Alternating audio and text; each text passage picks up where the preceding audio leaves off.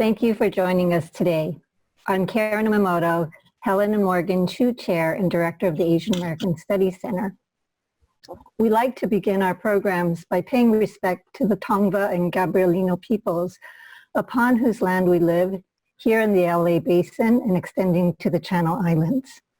Today's webinar is sponsored by the UCLA School of Nursing, Council on Diversity, Equity, and Inclusion, and the UCLA Asian American Studies Center.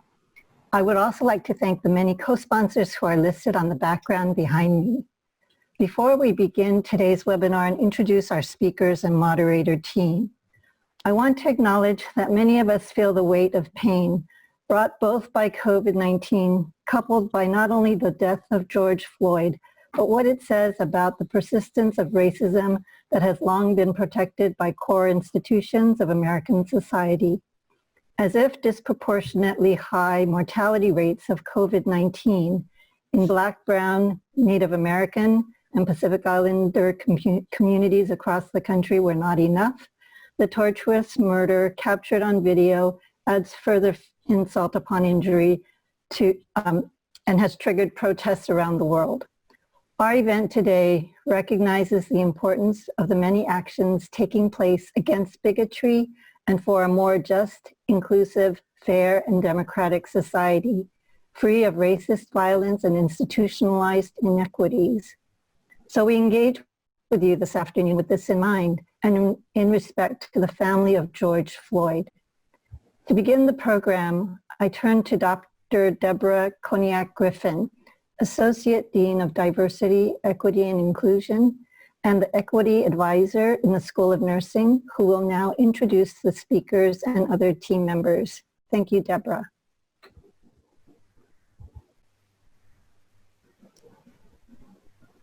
Deborah, we cannot hear you. Thank you all for coming today to attend this webinar, and I appreciate all the participation of our speakers, who I will now introduce in the order that they will be presenting. We begin with Dr. Emma Cuenca, who is an assistant adjunct professor and assistant program director for the pre-licensure program at UCLA School of Nursing. Dr. Zhang is a physician and hospitalist at Ronald Reagan UCLA Medical Center and UCLA Medical Center in Santa Monica. Dr. Gilbert G is a professor in the Fielding School of Public Health. Ms. Manju Kulkarni is the executive director of the Asian Pacific Policy and Planning Council and the co-founder of Stop API Hate. And you've already met my colleague, Dr. Karen Yamamoto, who is co-sponsoring this program in terms of planning with our team. Dr. Braylock, I don't know if welcome Dr. Braylock. She is an adjunct associate professor in the School of Nursing, and she is the Director of Diversity, Equity, and Inclusion in the School of Nursing. And finally, we have Mr. Craig Kusunoki, who is the Assistant Director for Diversity, Equity, and Inclusion in the School of Nursing. I'd like to begin by just going over some housekeeping rules that we need to just make you aware of. Questions may be submitted at any time during the webinar by pressing the question and answer tab, which for most of you should be at the bottom of your computers. If you would like a specific person to address your comments or question to, please put the name of that person on your question. The moderators will be reading the questions out loud, and so you won't be seeing anything like a chat menu. We will be recording this session. Each presenter will have 3 minutes to discuss his or her topic, followed by questions from the moderator. And this will go on through the 4 talks, and then at the end, we will have 15 minutes devoted to the question and answers that come in from the audience. So again, each speaker will have 3 minutes to present their topic, followed by 5 minutes of question and answers, which is the interaction with the moderator.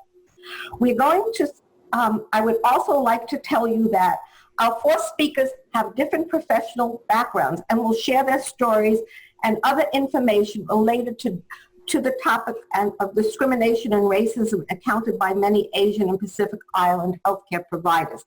These nurses, doctors, and other healthcare workers are risking their lives to care for patients with COVID-19. Yet they are threatened by bigotry and harassment from patients and, sadly enough, sometimes from co-workers. That impacts their lives both professionally and personally.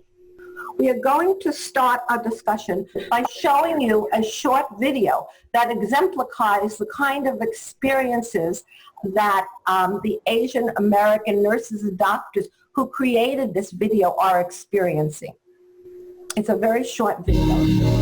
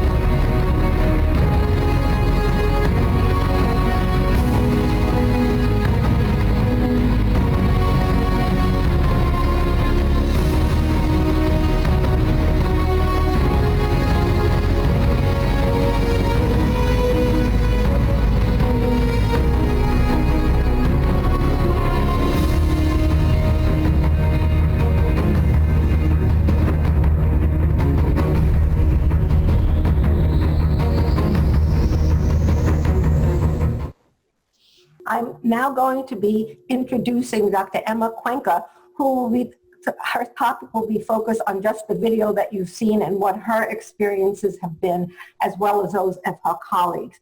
Dr. Cuenca obtained her basic nursing education in Manila, Philippines, and her doctorate in nursing practice from the University of San Diego in Manila, in California.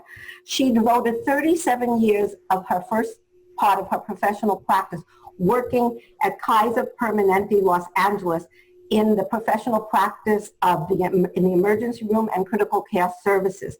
She is a clinical nurse specialist and one of the founding members of Kaiser Permanente Southern California Academy of Evidence-Based Practice.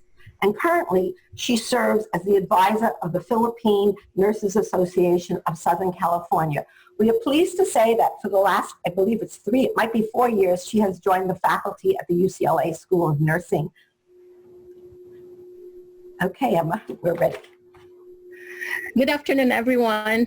I thank you so much for inviting me to speak in this panel today. It's truly an honor to be given this opportunity to give some insight about the Asian Pacific Islander healthcare workers and the issues we face during this pandemic. The short video that we saw sets the stage for our stories. First off, I would like to recognize and thank all our Asian Pacific Islanders, especially the Filipino nurses and doctors who work in those COVID ICUs and acute care units. I also would like to recognize and give thanks to the other API frontline workers, such as respiratory therapists, patient transporters, housekeepers, maintenance and support technicians who perform essential functions in the hospital. Without them, we will not be able to do our job. These frontline hospital workers are the hardworking individuals who sacrifice their lives and their families during this pandemic. Just to give a context of who we are, the Filipinos compose 1% of the U.S. total population and 4% of the RNs in the United States. That is approximately 150,000 Filipino RNs, and most of them are in the Pacific region, which comprise about 20% of the RN workforce in California. Majority of these RNs are practicing in critical care units, emergency department, and other specialized acute care units. Combined with other Asian nurses, which is additional 10%, the API comprise about 30% of the RN workforce in the state of California. It is not unusual for an Asian household, particularly Filipino household, to have 2 to 3 family members whose jobs are in the medical field. In the state of New Jersey and New York, 1 in every 4 Filipino resident is in medical field. It is also typical in a Filipino household to have first, second, and third generation of people living together. Culturally, we are strong-knit families. Filipino elders on their 80s are taken care of by their family members in their own home. Our API nurses and doctors are caregivers to their parents at home. Parents of young children. Some are caregivers of their child with special needs. So I want to underscore that a portion of these nurses are under 60s. They are in the vulnerable group due to comorbidities. Majority of those Filipino healthcare workers who have died of COVID are a year or few months to their retirement. So for Filipino families who have multiple medical providers in a household and to be victims to this corona pandemic is even more devastating. As Asian Pacific Islanders, we are facing another pandemic, this virus of hate. Scores of verbal attacks, bullying, intimidation, scapegoating, or even physical assault have been reported. According to the AAPI reporting website, in 1 month alone, there were about 1,500 incidents reported. Our API healthcare workers are attacked in the workplace, sometimes on their way home after working long hours and saving lives of these COVID patients. This is really a dichotomy. This xenophobia and bigotry must stop. We cannot allow these behaviors to be normalized. We need to stop this racialization. We're not a virus. We are human beings.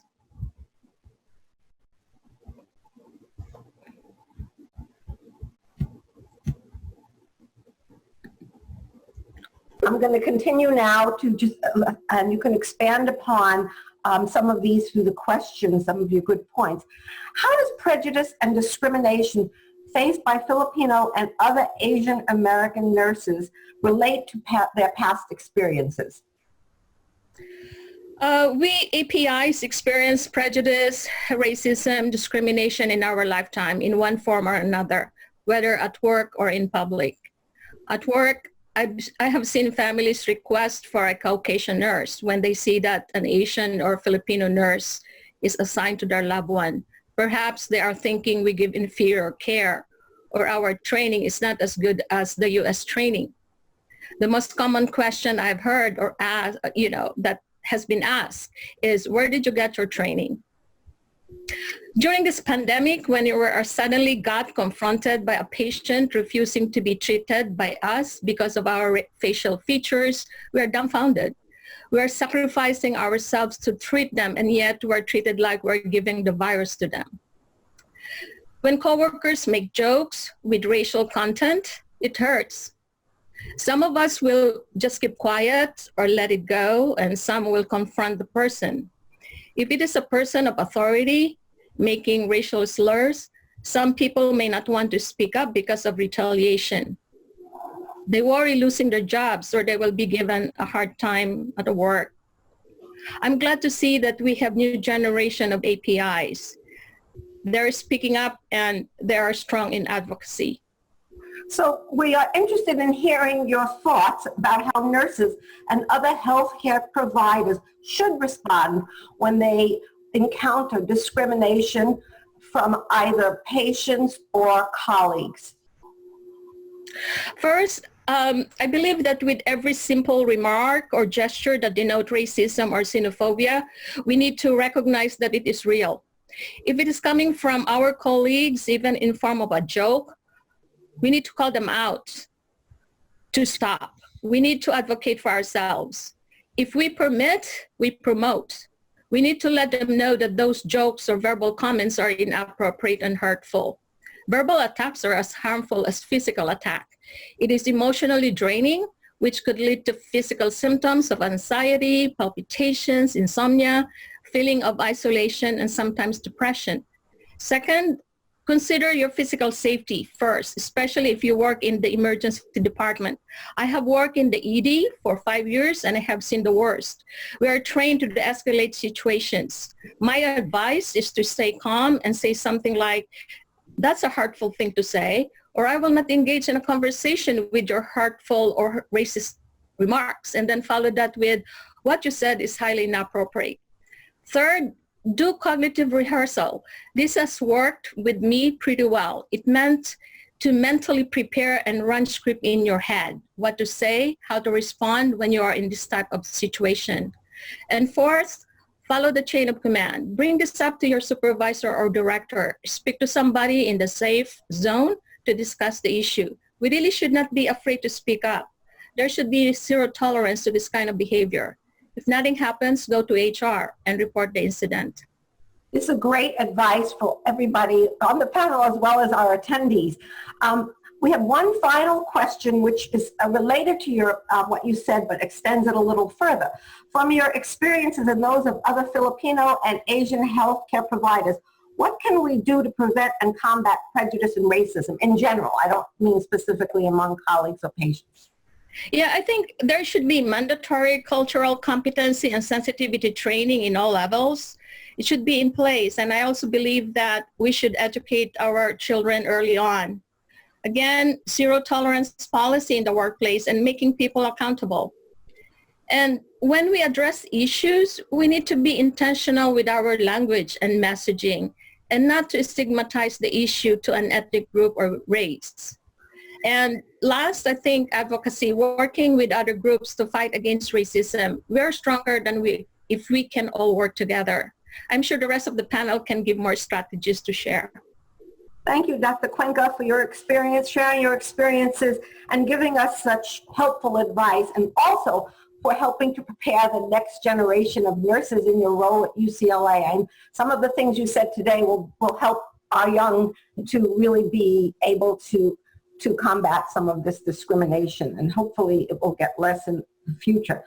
I would like to move on and introduce Dr. Zhang, who is, want to say that prior to joining the medical staff at UCLA Health, Dr. Zhang was a hospitalist at Cedars-Sinai Medical Center with the inpatient specialty program.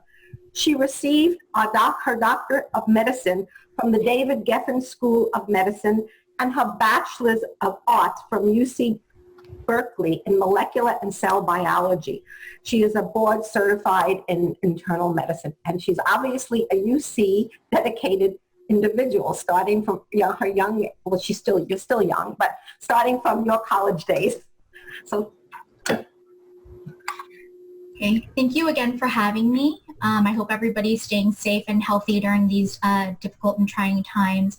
I wanted to provide a little bit of input and insight from the healthcare provider perspective caring for COVID patients over the past couple of months, which has been quite trying and fraught with a lot of uncertainties.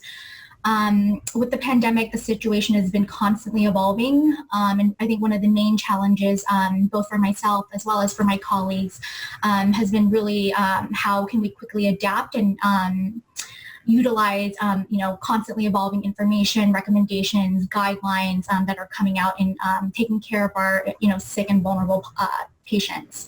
I think one of the other, issues that has popped up quite a lot in the media as well is, difficulties in terms of accessing things like personal protective equipment or PPE, which is making it very difficult for a lot of healthcare providers and staff who are caring for these patients and who are risking their own health and safety every day when they come to work.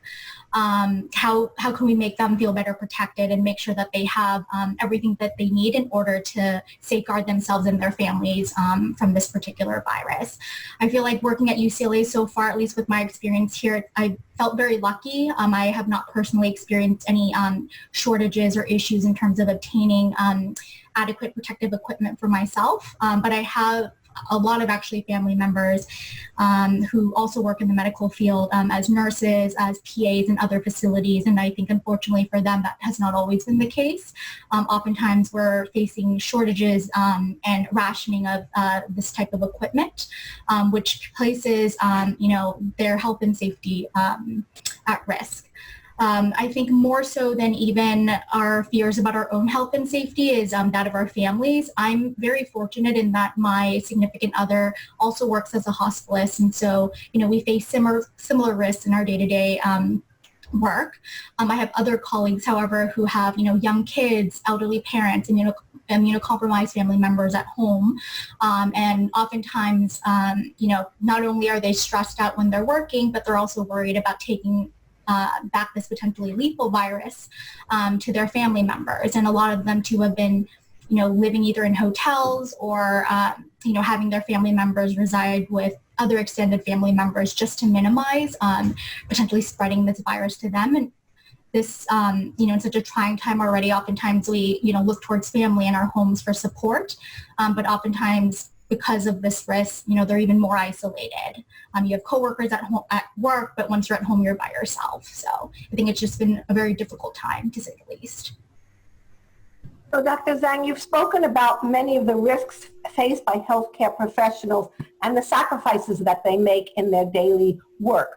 What would you consider to be the most serious burden or problem faced by healthcare providers?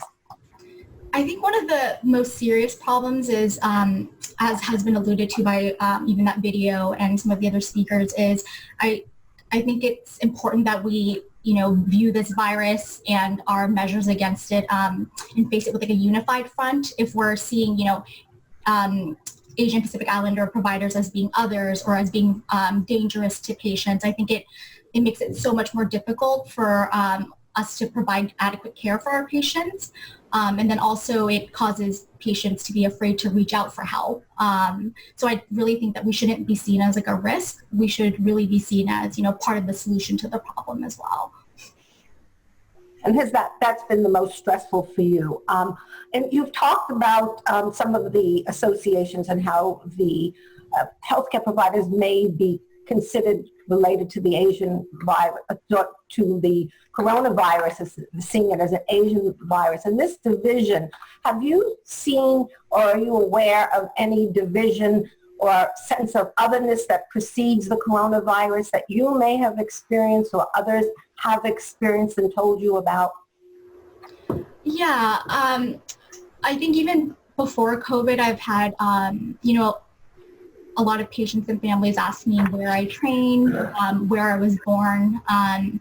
I think sometimes those questions are genuine interest, and then other times you can definitely get a sense that sometimes they question, my level of training and whether or not that could, because of my race or the way that I look, translate to potentially inferior care.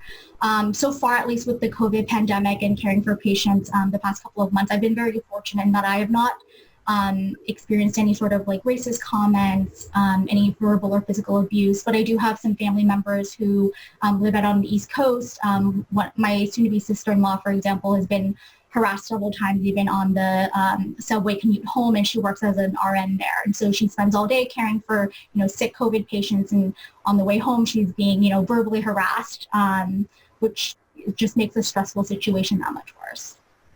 So this was an experience really that you're relating to COVID. It has not been the case beforehand, from what I'm hearing. What do you recommend that healthcare systems do to minimize the risks faced by physicians and other healthcare providers working on the front lines?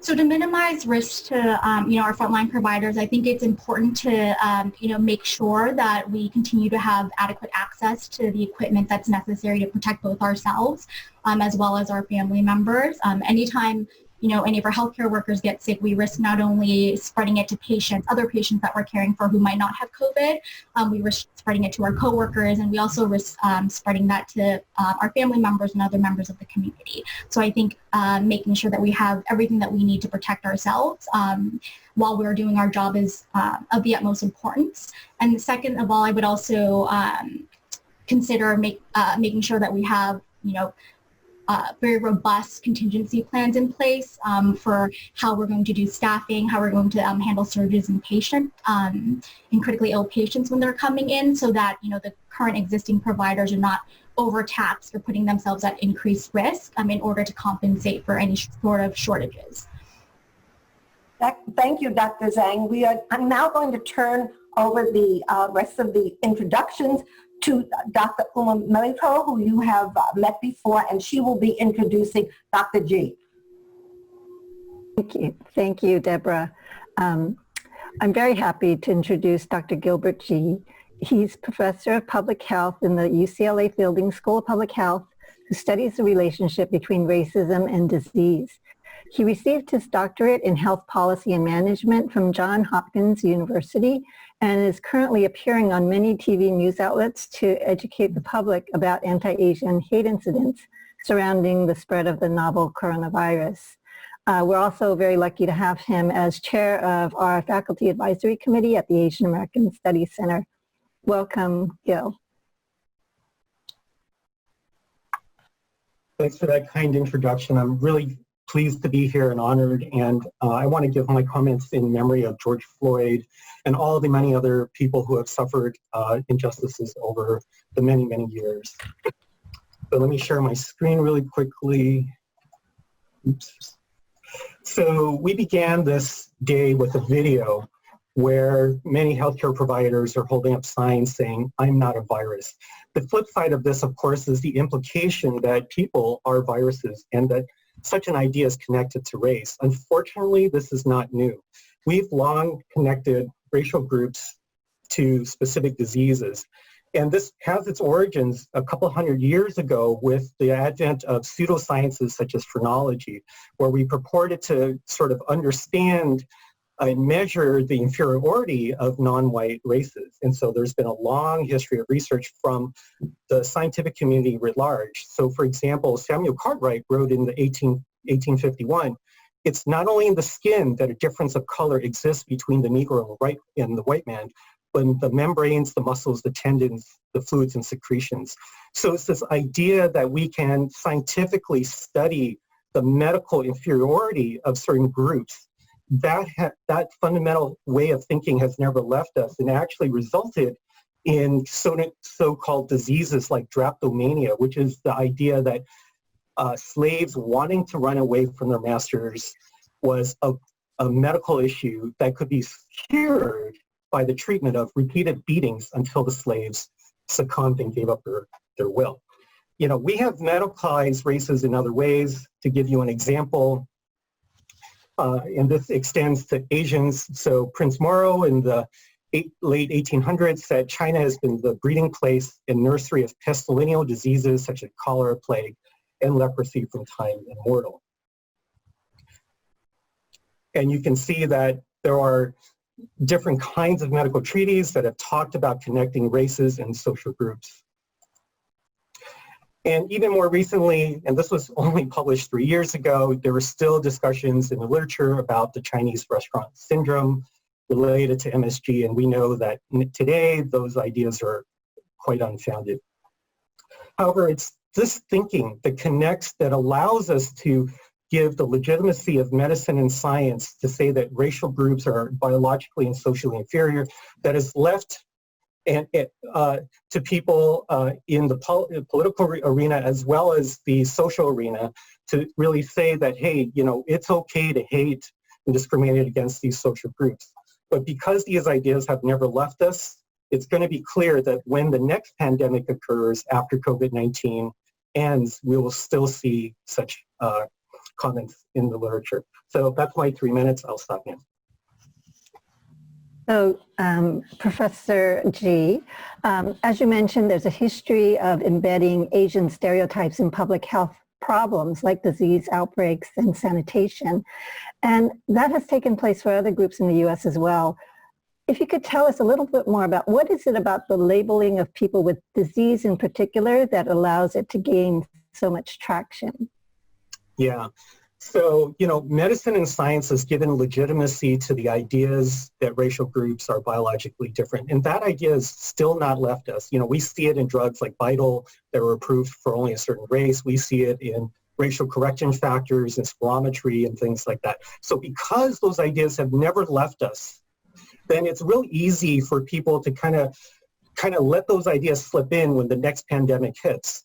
And it's really easy in the times of discomfort, uncertainty, and massive stress that we see today to use scapegoating as our way to control our lives. So it's real easy for people to say, well, I don't know what's going on. Things are topsy-turvy. I need some way to control what's going on. The easiest thing for me to do is to blame somebody else and find scapegoats. Right. There are many things you shared as to what we can learn about the past to understand the present moment. I was wondering if you could talk a little bit about some of the specific factors that have led up to the current rise in anti-Asian bigotry and hatred. And is there anything that's different today compared to similar moments in history? Yeah, I think that we are in a very unique moment in history in many ways. First of all, I think that the political landscape is very complicated right now. I think that because that there are many factions across the United States, that has made it easy for some people to be more emboldened to express their discrimination. Moreover, the rise of social media and the spread of it has allowed a worldwide conversation to occur. To me, what's very unique about this moment, because we saw similar moments with, say, SARS and Ebola and other pandemics such as this. But what I think is really different and to me somewhat remarkable, and maybe the little bit of silver lining that we have here, is that there's been such a media presence in discussion about anti-Asian discrimination. Usually Asian Americans are just kind of left alone, and there might be maybe one news report and then that's it.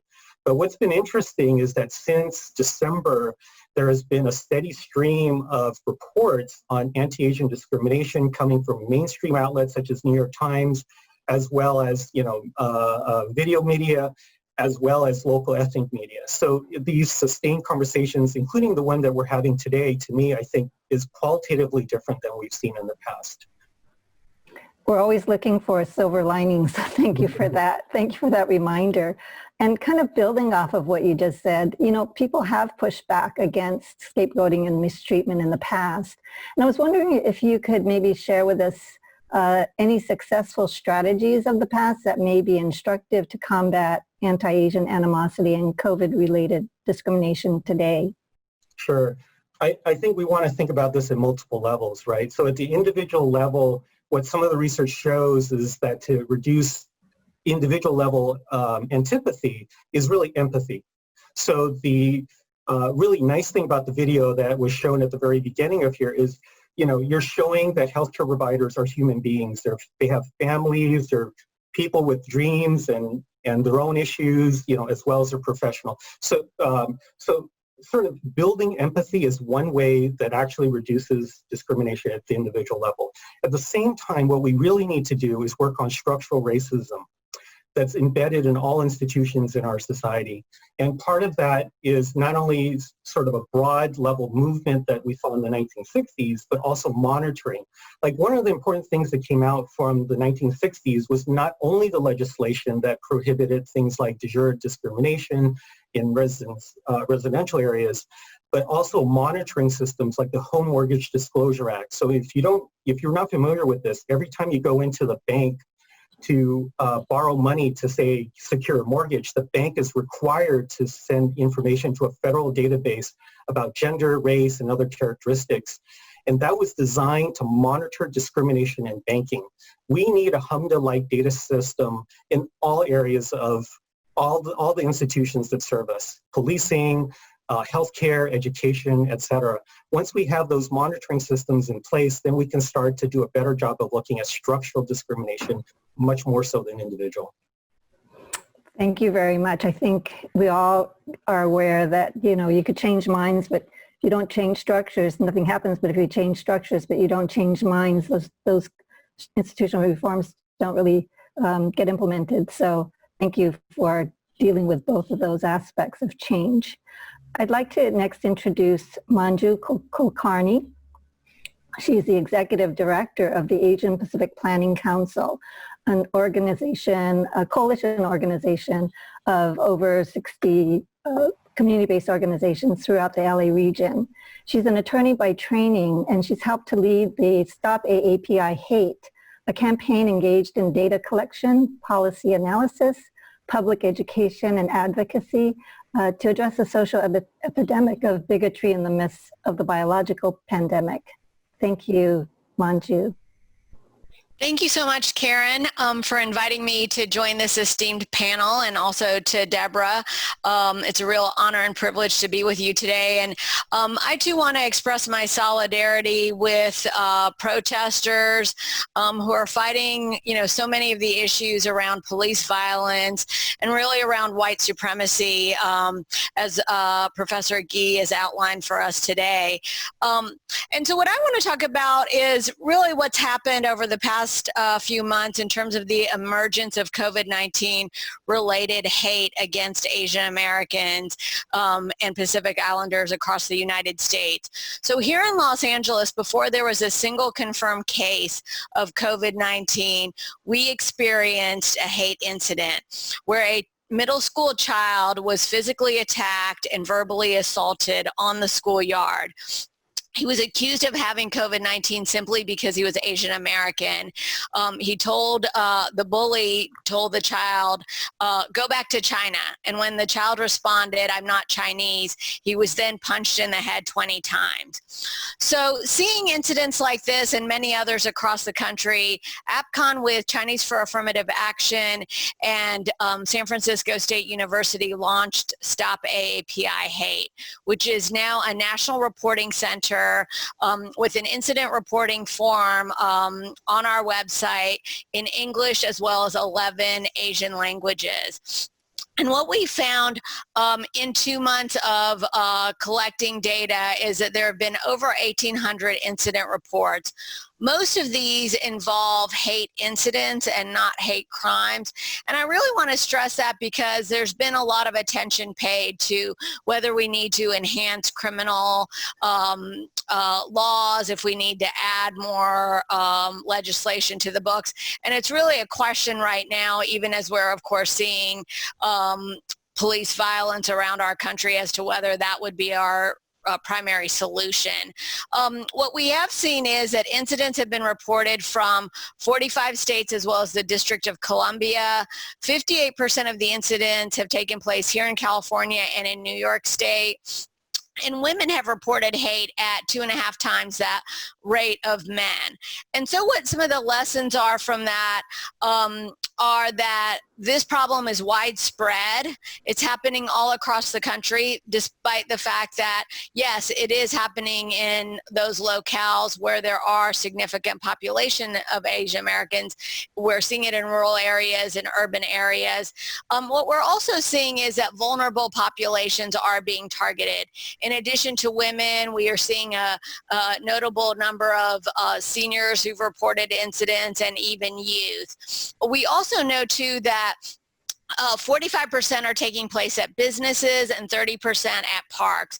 And so what this tells us is even with shelter in place, there are a significant number of incidents happening across the country, and that these are taking place in the few venues we're allowed to go to: grocery stores, pharmacies, big box retail, and in our neighborhoods. So as the economies open up, it's something we really need to watch for in the coming weeks and months ahead. Thank you, Manju. We really appreciate the work that AppCon is doing. It's very important and impressive. I was wondering if you could talk a little bit more about the strategies you feel would be effective now that you're analyzing the data on the Stop AAPI website and outlining potential avenues to address the problem. Thank you for that question, Karen. So yes, we have a four-pronged approach to our work. I've described our reporting center, which gives individuals an opportunity to share their stories and also for us to share those patterns and trends.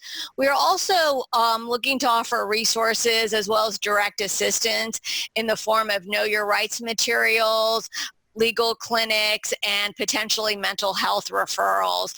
Those are some of the strategies we are working on currently. And finally, in terms of advocacy, it's so important that at the local, state, and federal levels, we are thinking about how to work with businesses, offer trainings, what needs to be done at school districts, what needs to be done at hospitals, right? A number of our esteemed panelists have talked about the experience that physicians, nurses, and other healthcare workers have had, and that's something that we need to look at as well in terms of some of those community responses.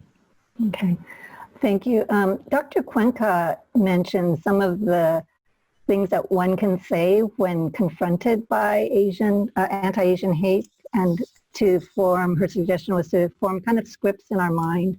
I was wondering if you've discussed with your coalition organizations what civic organizations could also do to support individuals who have these experiences to, as they say, stop the hate and turn up the love. So we have included on our website a few resources of what to do if you've experienced hate. And for individuals who have safety, of course, is the most important concern. Staying calm, speaking out, seeking immediate support, perhaps in a business setting from managers, in a work setting from supervisors, etc. And of course, that emotional support. We also think it's critical for individuals who are witnessing this to really serve as allies in this moment, to take action, to listen actively to those who've been targeted, and to accompany them and provide support to them in these moments. And I think here too, in addition to the individual level, we need to look at what those community responses are. And I think right now we see societally that there's a need for a lot of action. We are now facing what is some extreme forms of police violence. And even today, in Los Angeles, we are voting on a budget, right, for the next 12 months. Why is it that 54% of funding is going to police and law enforcement and so little funding for healthcare to meet the healthcare needs? We don't even have enough PPE for all of our healthcare workers, and yet we're putting so much into tanks and armored vehicles. So you're getting to these kind of broader questions, which is a good segue to my last question for you.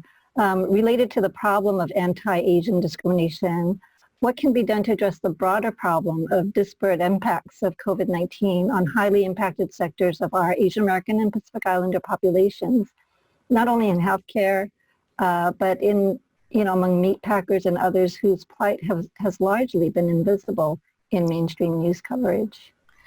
Such an important question, and I think what we're doing at AppCon is working with the Department of Public Health in terms of addressing some of these issues on the healthcare side and looking at health inequities. Why is it that Pacific Islanders are experiencing COVID-19 at such high rates and also experiencing deaths at high rates? We need to have greater disaggregation of data so we know where it's happening, what communities are being adversely affected. We know that we have a number of folks in the healthcare realm, but what about those that are working in essential businesses, who are working in the meatpacking industry? We need to look at all of these issues and all of the issues too around gaps in services. This is an opportunity for us to really change things up across the board. Eliminate student debt, look at UBI, look at really putting some significant resources into health and healthcare access. Thank you. We're happy to have time left to take some questions from the audience, and to field them, I'd like to turn it over to Dr. Anita Braylock and Craig Kusunoki from the School of Nursing. Okay, well, I can read one question from Eric Shin. which says, I want to commend all of the doctors and nurses for all of their efforts on the front line against COVID-19. These stories of what the nurses are facing makes me sad. How can non-frontline healthcare companies help to improve inclusiveness and eliminate these issues? So we'll have an answer, a live answer to that question. Anyone on the panel?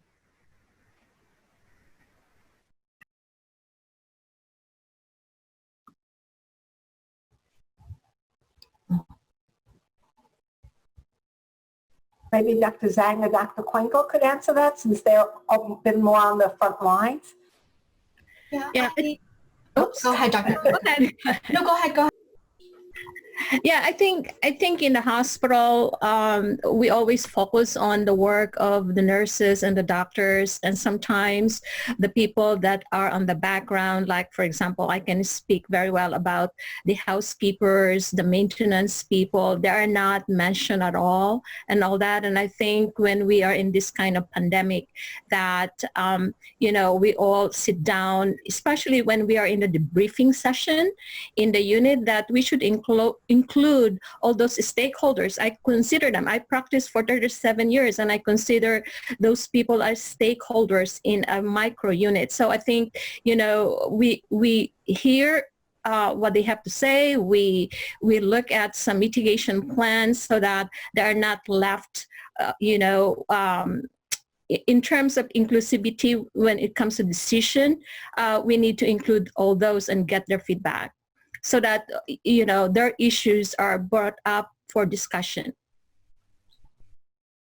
I believe Dr. Zhang wanted to say something as well. Oh, yeah, I would second what Dr. Cuenca has said. And then also, I think just add and reiterate that I think there should just be a zero tolerance policy. And that's something that we should strive towards as we move forward with all of this. I don't even think it's just limited to like Asian Americans, Pacific Islanders. As we talked about earlier, there's a lot of, I think, racial tensions in the country as a whole right now.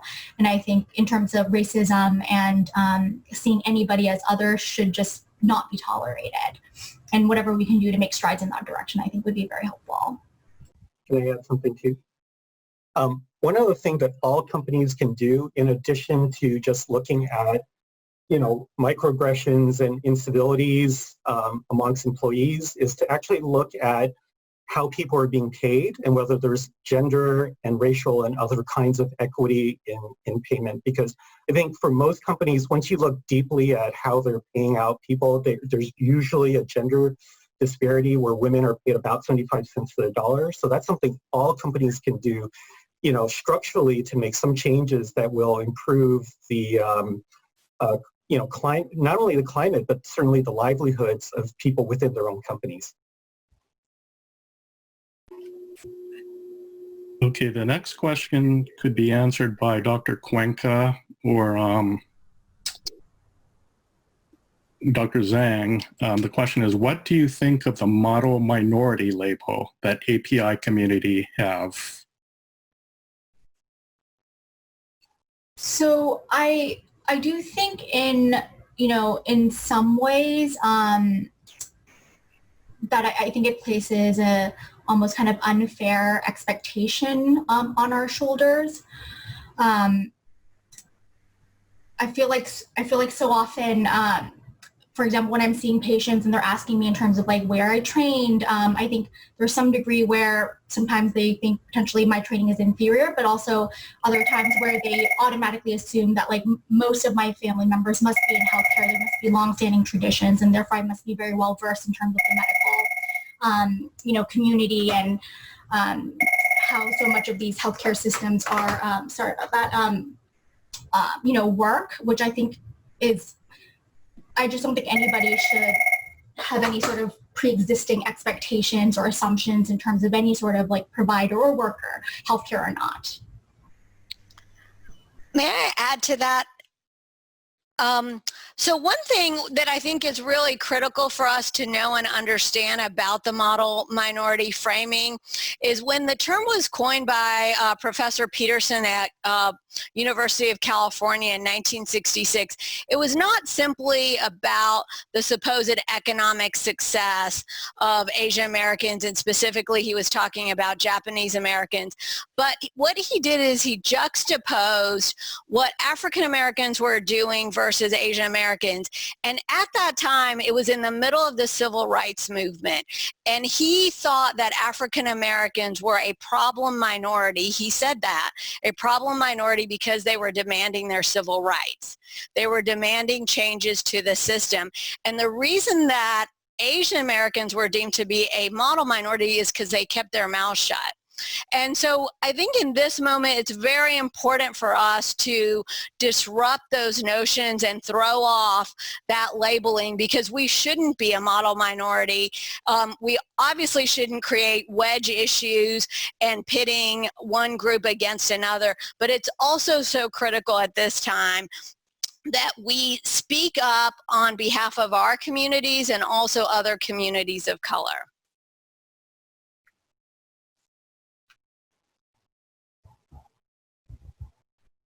Thank you, Dr. Manju.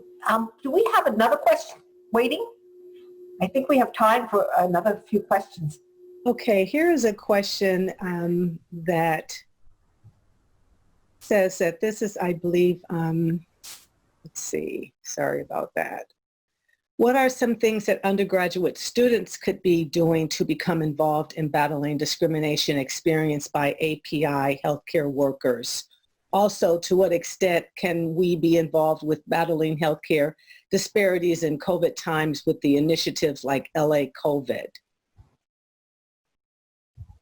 If I can start to answer that question, in addition to being at AppCon, I have the privilege of being a lecturer in the Asian American Studies Department at UCLA, and I've actually taught a class on ethnic, cultural, and gender issues in America's healthcare systems. And one thing I can tell you is at UCLA, there's a number of great organizations for students who are looking to practice medicine or enter the healthcare field. And so I would encourage you to join one of those groups. Not only do they look at issues of healthcare inequities, they also look at workforce issues. And so there are those groups which I'd encourage you to join. And there are also wonderful classes. I know that Professor G and also Professor Umamoto are among those who are teaching these amazing classes. There's a leadership class that I know she's teaching right now, which is about really centering these issues for undergraduates and helping you all to understand sort of that framework that Dr. G talked about, Dr. G, excuse me, and really understanding some of our history and background. Okay, I think we have time for one more question, so I'm going to direct this to Manju. In light of the protests over George Floyd's murder, how can we as Asian Americans support Black Lives Matter? And how can we stand with other minorities in general? That is a fantastic question. I think there are a number of different actions we can take right now, starting from even at our computer, being vocal on social media, signing petitions, showing our moral support to individuals who are really advocating for change. So that's number one. Number two is, to the extent that you feel comfortable participating in protests and march, we of course want everyone to be safe and healthy, and especially during this COVID pandemic. But there are opportunities to even practice at a safe social distance. Some of those activities. And then third, I would say advocacy is so important. We can all get on the phone today and make calls to our representatives. Our council members right now are waiting to hear from us about the LA City budget. Our Board of Supervisors want to hear from us about LA County budgets. It's because we are not speaking up. And I just want to say too, data from AAPI data show that Asian Americans are actually not doing those important elements of civic engagement. We are not voting in the same numbers as our sisters and brothers in other communities. We are not engaging with our elected officials, and we're not writing letters or attending community meetings. So all of these are important for having our voices heard. So it's not just enough to like something on Facebook or Instagram. We really have to go out there, show our voice with our feet, with our vote. The November election will be available by mail-in ballot as well as in person. So it's going to be important to do that. And the last plug I want to make is for the census. Asian American Pacific Islanders are among the hardest to count populations in the United States. At AppCon, we're actually the lead for the census here in Los Angeles for the AAPI community. And I can tell you our numbers are still very, very low. So if you can do one thing today, fill it out if you haven't. Tell 3 to 5 people in your family or friendship circles to fill it out. That's the only way we're going to get to a place of safety, health, and thriving for our communities. Can I just add one thing to that excellent list? Is another thing people can do is to donate. So if you don't feel like you can go and, be out there and, protesting and whatnot, you could still donate time, you could donate money, and you can still have a conversation. It is critically important for Asian Americans to support Black Lives Matter and similar movements. We are all in this together because we are all under the same lens of structural racism that affects us all. And it's only until we recognize these common bonds that we can build solidarity and affect change. That's interesting, because I would just like to add this one last comment that someone made. They said that following up on that topic about staying quiet, we often get told this from family members to not make a scene and just work harder. And how do you all recommend that this be brought up with family members about not staying quiet to injustices experienced? And so you're saying that we need to show support of Black Lives Matters and other organizations, and that it's important that we not stay quiet. Thank you very much, Dr. Braylock. That's a nice way to close this question and answer portion of the program. I'd also like to thank Mr. Kusunoki and Stephen Austin, who's been our IT specialist, making this all run smoothly. And I'd like to just express our thanks on behalf of the Asian American Studies Center and the School of Nursing to all of today's panelists for such an informative conversation. And I'd just like to close by reiterating that we're all in this together. We hope that this program was informative and it gives you some ideas and encouragement to guide us through these challenging times so that we could come out of this with more compassion and understanding, along with more clarity about what solutions we can strive for moving forward. One quick announcement is that one of the things that might be helpful to some of you, and we'd appreciate your help in letting people know about this, the School of Public Health and the Asian American Studies Center developed a website called translatecovid.org. So if you go to translatecovid.org, we put together a website to provide multilingual materials to hard-to-reach populations to inform them about the novel coronavirus, including life-saving information. So the more we could get this out, the more lives can be saved. So thank you for spreading the word on that. This concludes our program today. We really appreciate you spending the last hour with us. Please be safe, everyone, and we really hope to see you again at future programs. So thank you. Thank you. Thank you. Thank you. And this recording will be available, some people have asked, through UCLA School of Nursing's website under the Diversity tab. So you should give us a little time, but it will become posted. Thank you again for all of you for participating and being wonderful, informative panel.